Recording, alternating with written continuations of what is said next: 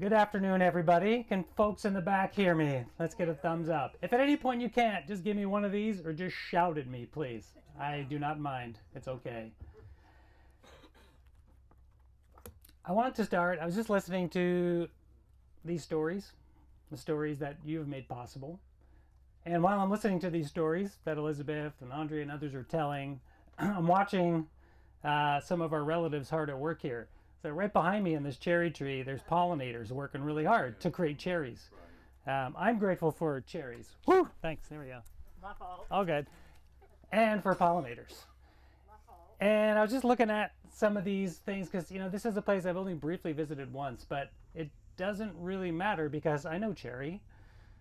I know poplar. We know spruce. These are our kin. These are our relatives.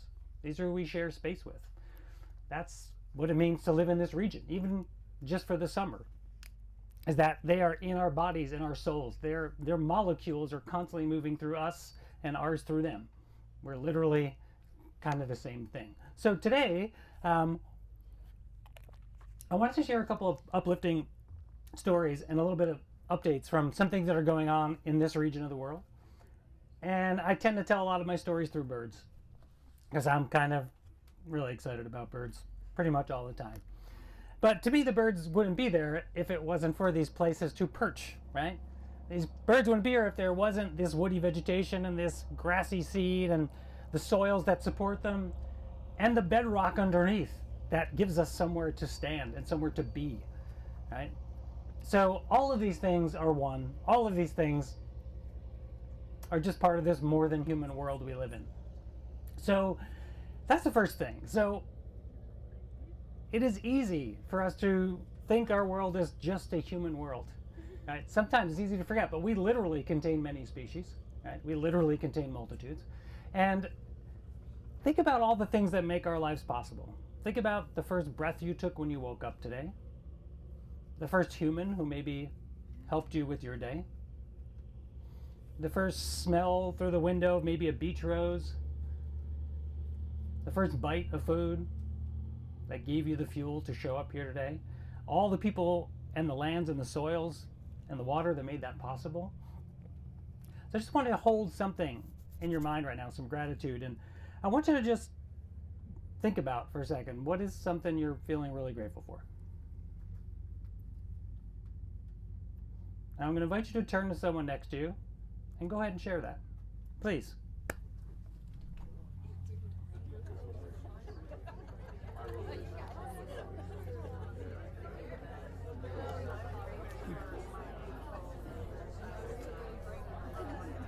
What are you grateful for? Oh, look at my, you have something else, right?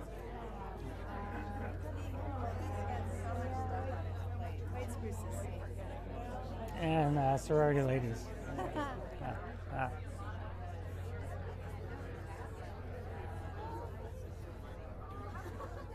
Alrighty. Come on back, sorry. We could have gratitude forever. It's actually not a terrible idea, by the way. If you don't already have a gratitude practice, I highly recommend one. It's good for us on so many levels. I want to name some birds, then I want to tell you a little story about them. Here's one. Actually, let's get some readers on. Let's see. All right, here comes one. Here's another one. Here's another one. Another one.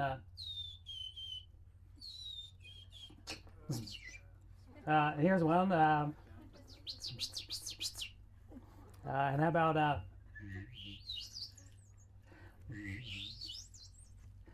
and let's finish with golden crowned kinglet, hermit thrush, American redstart, ovenbird, black-throated green warbler, red-eyed vireo, northern parula warbler. All of these species demonstrated a marked increase in their populations in a massive 30-year study. Some people know it as the 30-year study. First one that took place 1992 in the North Maine woods, what we call the North Maine woods, which ecologically we know as the Wabanaki Acadian ecoregion. This has been a massive, interesting study that has actually gone smack in the face of another amazing, brilliant long-term study that was so depressing, maybe you don't want to be here, that showed massive declines of a large percentage of bird species in the last 50 years. It's a pretty terrible study, but this study says, hold on. It is really easy to find things to get upset and worried and depressed about, but that's not my game. So there are a lot of things out there that are bucking some trends, and there's a lot of people who are paying attention to notice these trends. People from all over on these beaches, and we made a decision back when to not completely shut down the beaches when the piping plovers came back. It was a tough decision. Many places have decided to completely shut down beaches when piping plovers come and nest. Some haven't. Maine has had the most successful piping plover recovery project in North America while keeping beaches open. And this year we have our best numbers, which I have somewhere. I think we have 167 successful nests in southern Maine of piping plover alone. It's not perfect. It takes a lot of work. It takes patience. But, you know, it also takes generations. This isn't just one person's work. A land trust is not one person's work. We already spoke about some of the people whose shoulders you stand on in the 40 years you've been doing this work, or just shy of 40 years. And that's true all over the place. And right here around us, we have reminders of that all the time. And you can look at this landscape and look at places that have history, whether it's your granite quarries and now some of your swim holes, right? Some of your moorings out here that maybe certain families have held for certain amounts of time doing different kinds of fishing. And then you can look at the history of this land even before many of us were here. Think about the ancestors of humans on this land thousands of years ago. I spent a lot of time guiding on Monhegan Island, not far to our southeast, Muscogum Bay, where for over 4,000 years ago, we had folks spearfishing from longboats. Imagine the technology that takes. Imagine the wisdom that takes when Maliseet folks had come off of the mainland, hopping some islands most likely, evidence shows some of that, and going out and knowing when, where, and how to do this relatively safely. There's wisdom in these lands. There's wisdom in people who have stewarded these lands for thousands of years, and there's wisdom in people who are doing this today, and they can all work together. Birds don't live in a bubble, right? Birds, they just not the way it is. So when we think about Project Puffin, based right here in this region, probably one of the most famous, like you live in one of the most famous places in the world for bird conservation. Like, I don't know if you know this, but like it is literally, like how many coastal towns you go into that have an entire dedicated, tiny building and staff where people are just talking about a bird project? It's actually way bigger, as you probably know, than this place. It is absolutely international.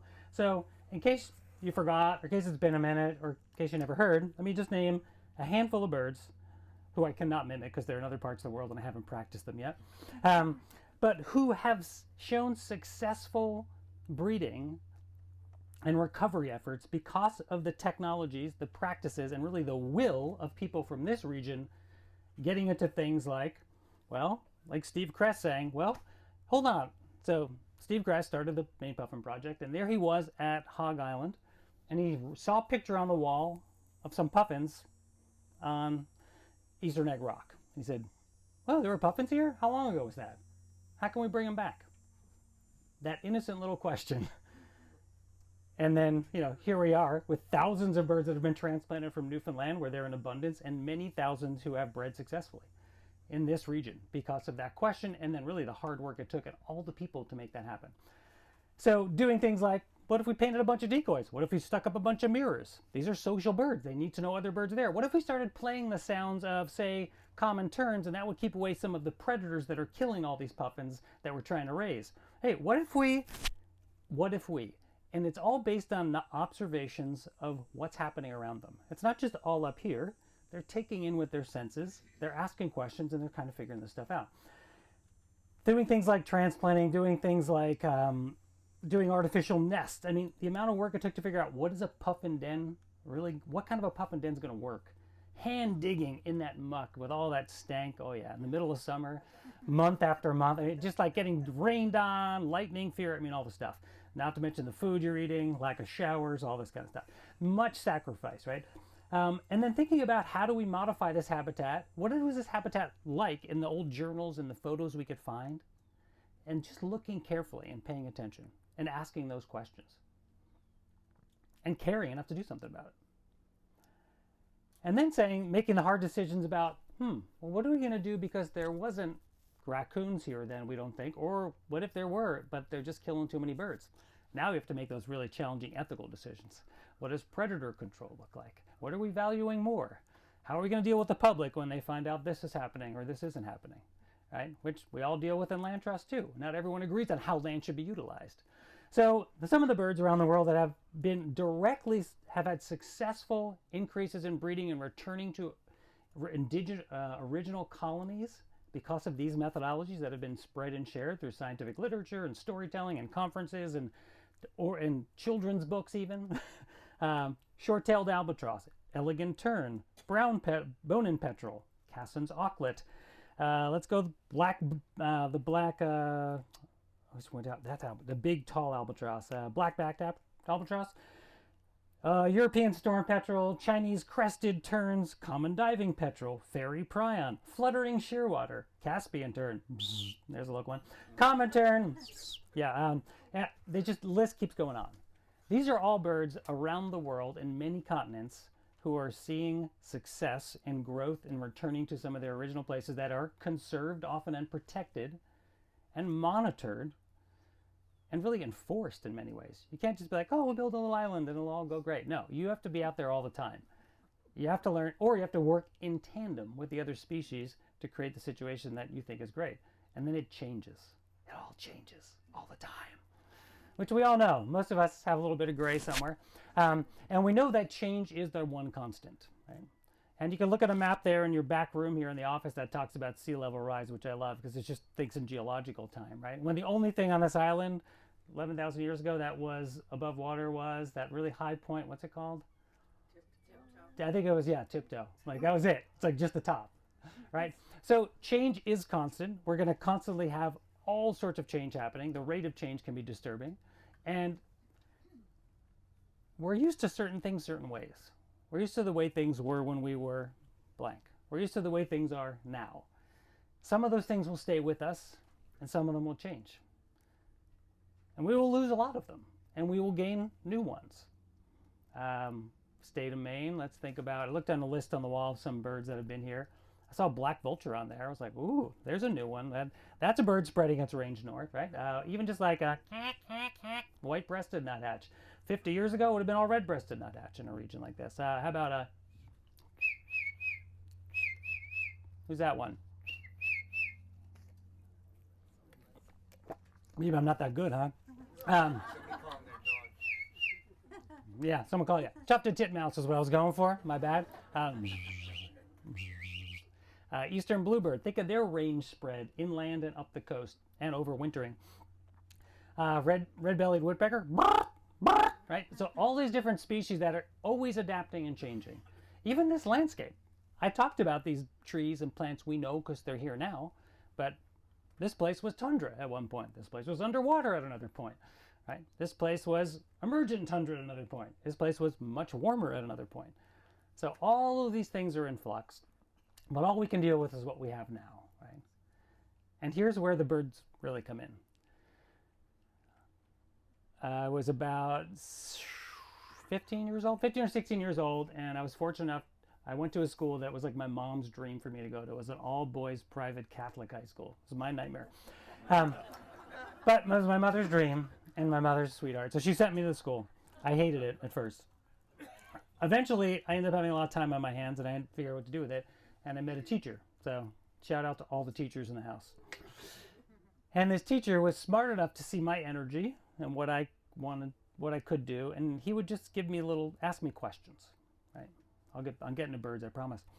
And somewhere along the way, he created this little outdoor club, this wilderness club. And the only reason why I joined was because you were allowed to leave the building. It's like, yes, I can leave the box. Like, who wants to be in the box all day? Not this guy. So we're able to leave and we're able to go outside and play and run around. And he did not like monitor us at all. I mean, it was like chaos out there. We're all like a shirt and tie, but it's like mud fights. I mean, it was just a nightmare. I don't know how no one got, well, some people did get hurt, but not too bad. And it was the 80s. No one really cared if you got hurt. Suck it up, buttercup. And so we just kept playing. And so long story short, I started learning a lot. I was sneakily, he would do things like, oh yeah, I left you guys these cool plants that like you can whip at each other over underneath that tree. I'm like, what tree? And he's like, oh, the mulberry tree, you know where the robins hang out? I'm like, where is it? He's like, you know, you go down the trail and you know where there's that dead spruce that fell over? I'm like, I don't know. Yeah, he would just sneakily teach us all this stuff. Teach us how to read the landscape. And so then we'd go and we'd find these little things. They turned out to be sweet gum. Those, we called them itchy balls, and we just whip them at each other. And then we found Osage oranges, which are really big. Those really hurt. Yeah. So he found our passion and he let us use it, which was basically whipping things at each other because we were a bunch of, you know, adolescent boys.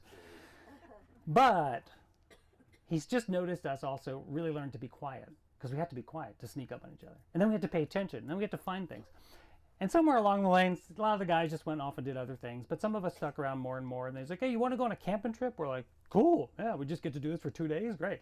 And we didn't. We had to like haul in stuff. And we had to make fires. And we had to like cook food. We learned all this stuff.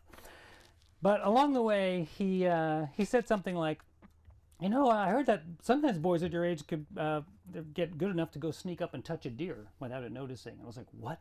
Wait, what's that? And I was hooked. It was like, gone, just ripped right in. So I started this thing where I started to try and get as close to deer as possible. I probably broke a number of state laws in the state of New Jersey by harassing wildlife. So hopefully the statute of limitations is over and there's no game wardens in the house.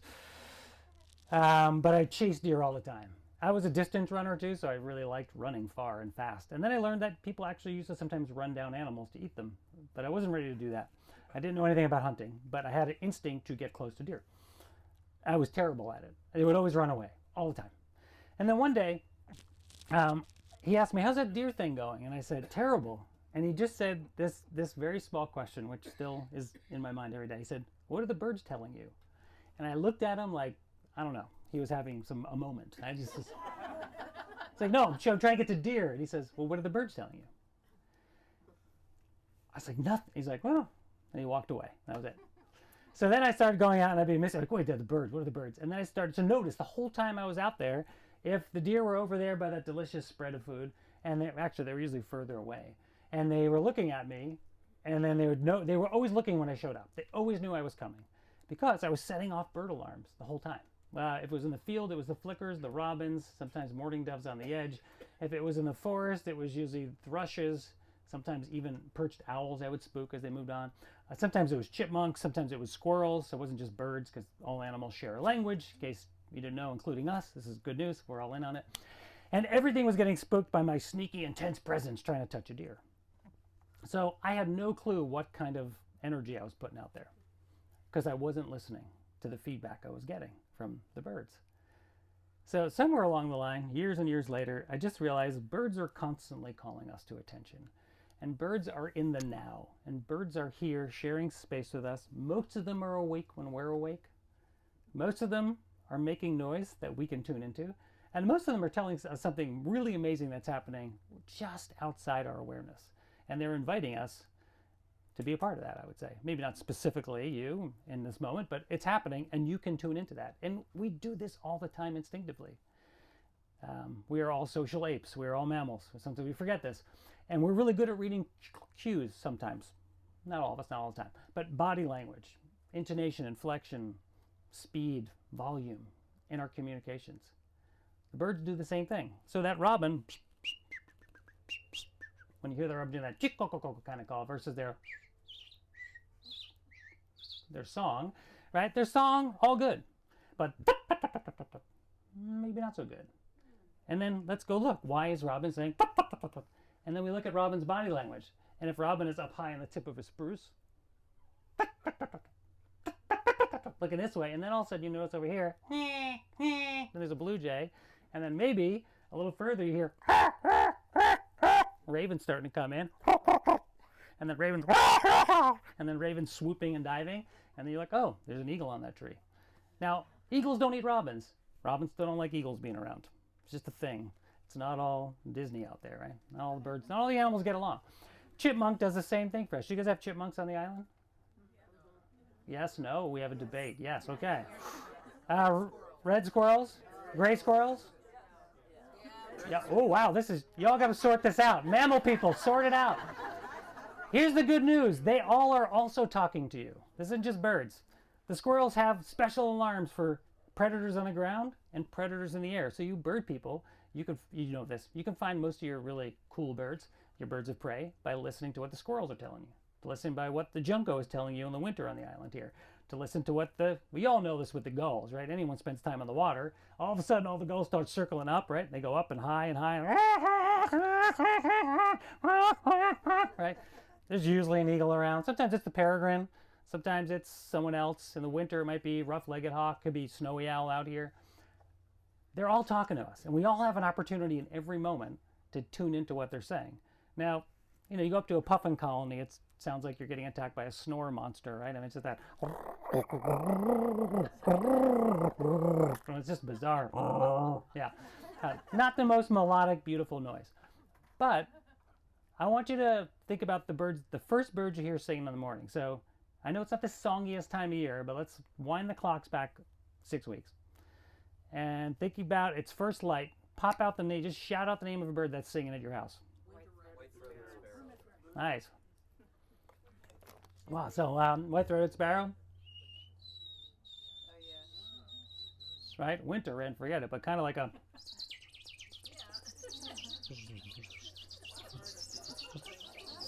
Okay, yeah. So these guys are all... Thanks. Right? Those are your neighbors, and you know this. And I think we have an opportunity as folks who care about the land, who care about the species that we share the land with. We have an opportunity to continue to grow a relationship with these animals. I'm going to end with one little thing. I often will hear people say, I'll talk about a bird, and they'll say, oh, that's a very smart bird. And it pushes my buttons. That's me. I just want us to check our kind of human privilege, and that we often think that things that can do things that we think are smart make them smart. A crow counting may not help a crow at all, but because it can count and we think counting is smart, now crows are smart. Just watch this stuff. It happens a lot. Of course they're smart. I mean, and so are the gulls you don't like maybe, or the ones you love. And so are the winter wrens, right? And that little teeny winter wren that's sitting there, here's the fact. That little teeny winter wren sitting there outside your window didn't just pop up. It is the successful result of probably at least 250,000 generations of wise winter wrens who've successfully raised children. Anyone here raised children? Anyone here tired? Yeah. Okay. Now imagine doing that sometimes multiple times a year, and imagine doing it with a world where there are multiple predators all the time trying to eat your children, and they're still acting dumb. Right, yeah. Like, no joke. It's actually really intense and hard to imagine. And juvenile mortality rate for most songbirds is around 87%. For a reason. Most songbirds don't make it to 1 year. Sorry, that's not good news for some of you, yeah. But think about the ones that made it. Dang it. No, seriously. They didn't do all the dumb stuff their siblings did. Or they got lucky. But you don't get lucky 250,000 generations in a row. That's called wisdom. Birds have technology. It's not AI. It's bird eye, okay? Birds have capacity, just like everything else out there. They have wisdom and knowledge and intellect, and they have feelings. And science is finally catching up to what a lot of indigenous traditional knowledge knew. They're much more than just little automatons and it's just hunger and it's just sex drive. And no, it's much more complicated. So you have an opportunity as people who would like to be outside, who support and love what land trusts do and other things, to say, how can I have a deeper connection? How can I answer that invitation from those birds, right, to give them my attention? Maybe the next time you're on the trail, and it gets easier as we get older to slow down. Got any benches on your trails? Those are nice, right? Just take a seat and don't talk, right? You probably do this already. And just see what comes to you. Go into receiving mode. Shut down transmitting mode. See what wisdom is out there that you might just absorb. And maybe in the song of, your red-eyed vireo, or maybe that's more like a blue-headed, sorry. That's right. right? And not just a song. Like, who is that blue-headed vireo? Where is its nest? Who were its parents? Where did it spend the winter? What did it know that got it from that wintering habitat all the way to this exact yard with this exact tree, and what did it have to go through on the way? I mean, talk about like, holy cow, like just amazing. So that's my invitation. And I look forward to chatting with some of you here as we celebrate and enjoy another successful year for the Land Trust. So thank you for the invitation, and thank you for being here. Yes. Questions, thoughts, yes. What did you do to make that piping plover revival so successful? Well, it wasn't much me. It's mostly the Maine Plover Project, the Warden Project that Maine Audubon stewards. There's the Maine Shorebird Project, it's called. And to be honest, a lot of foxes have been removed. That's one thing, to be fair. It's just the facts. But much more regular observation, careful timing of when we put up pens around the actual nests, and making sure that there's lots of patient, kind-hearted people walking those beaches and talking with people about things like, hey, you're having a great day with your kid flying that kite. That's awesome. It's like, if you could just do that anywhere else on the beach, the kite really freaks out the plovers. And they're really scared. And this is like a really cool endangered bird. Come check it out with me. Let's just bring the kite down and we'll check it out. So moments like that of connection and understanding and empathy, and not being like, those goddamn kite people, I can't believe they're scaring the birds. Don't they know anything about piping plovers? You know those grumpy birders? Maybe you are one occasionally. I don't know. That doesn't help, folks. Keep that on the inside, okay? You're not a good warden. That's okay. You can make a donation. Don't talk to people on the beach if you're that grumpy about birds, please. Thank you. It's really important. Yes. Yeah. Do you have conversations with the birds? You speak their language? Do you I mean, yeah. go back and forth? Sure. Sometimes, yeah. And that's an interesting thing because, yeah. And these days it's interesting because many of you who get really into birds, many of you know these days a lot of people think birding is like Pokemon. No offense if you're into this. And they just walk around like this, and it's cool because it's an app and it tells you what's making noise. It just gives you the name, right? And so it's like, oh, look, a scarlet tanager. Right? So there it is. And you're like, cool, and it looks cool because it's red and black, right? And there it is, and it just shows up on your phone. And some people will then play the sound really loud, and they'll just crank out scarlet tanager sounds. Now, a lot of people do this in the same place, especially during the breeding season. It pisses off birds. I can also piss off birds. I can make sound, and a lot of birders walk around doing this, right? Pishing, we call it. And what is that? What are we doing there? It's an alarm. It's basically someone running into your neighborhood and being like, "Ah, everyone move away, there's someone coming to kill you," right? I mean, it is, folks. I hate to say it. And then they go, woo, and they pop out because they want to know what the problem is. It's a generic alarm. So a chickadee pops up, chickadee, right? He's looking around. It's like, what is it? What is it? I need to know. Now, there's debate on whether or not that desensitizes birds or not to the actual threats in their lives. Whether it does or not, I'm just going to say I don't think it's terribly like a great way to share space with your neighbor regularly to fake alarm. That's all. That's just my thing. I'm not telling you can't do it.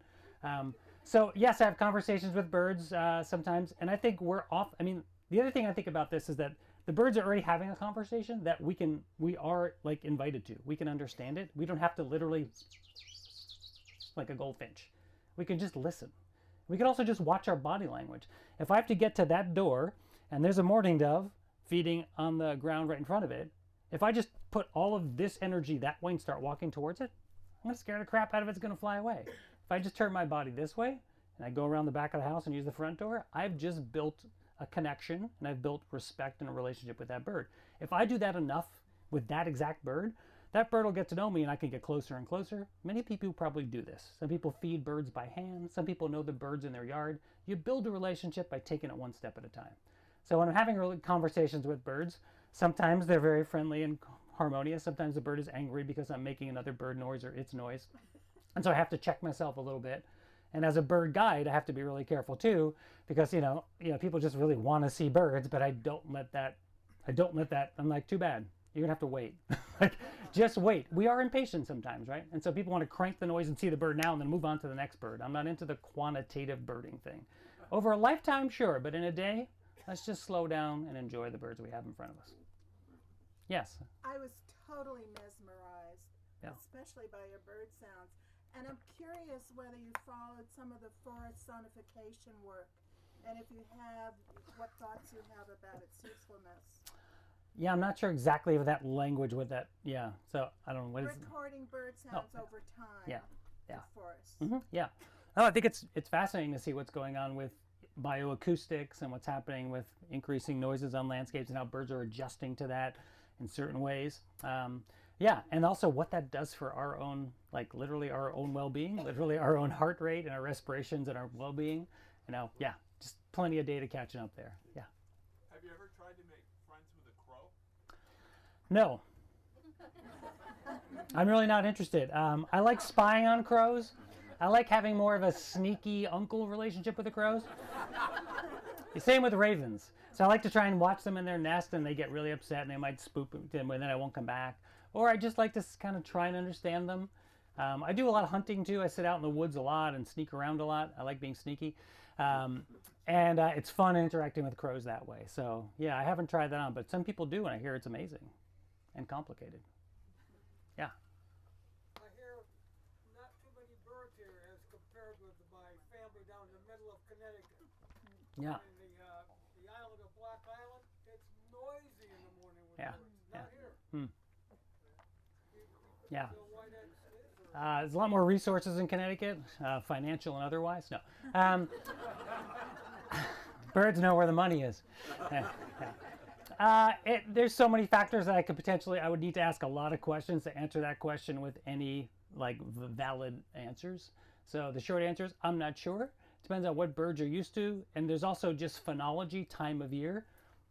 Frankly, end of July to the end of August is really kind of a quiet, it's not a great birding month. It's not a very birdy. There's a lot of bird migration already happening. A lot of shorebirds already heading south. A lot of family groups have moved on. There's not a lot of singing and advertising to find a mate unless you're going for a second or a third clutch. You want to get it on again and make some more babies. So very few birds do that relative to the whole arc of what 130 species or more that have been seen on this island. And you probably only have how many breeding birds on this island? How many species? 6. I don't even know. I'd guess 50 or 60. I don't even know. So it is a quieter time of year too, in general. So, yeah. Thank you, Dan. Thank you. Sarah. All right. Yeah.